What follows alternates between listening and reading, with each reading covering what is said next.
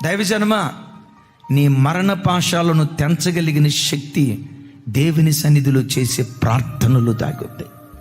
వైద్య శాస్త్రానికి అందని మర్మయుక్తమైన కార్యాలు, మానవ జ్ఞానానికి అందని విచిత్రమైన కార్యాలు నీ దేవుడు చేయగలిగిన దేవుడు గనుక ఆ కార్యాలు చేయగలిగిన శక్తి ప్రార్థనలోనే దాగుందన్న సంగతి జీవితంలో ఎప్పుడు నువ్వు మర్చిపోవద్దు.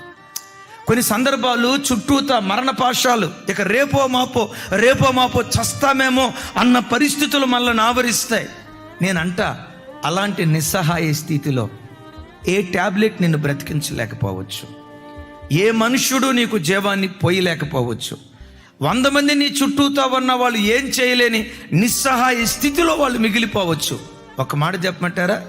ఆ ఇరుకులో నువ్వు చేసే చిన్న ప్రార్థన మరణంలో నుండి జీవానికి దాటించడం ప్రారంభిస్తుంది.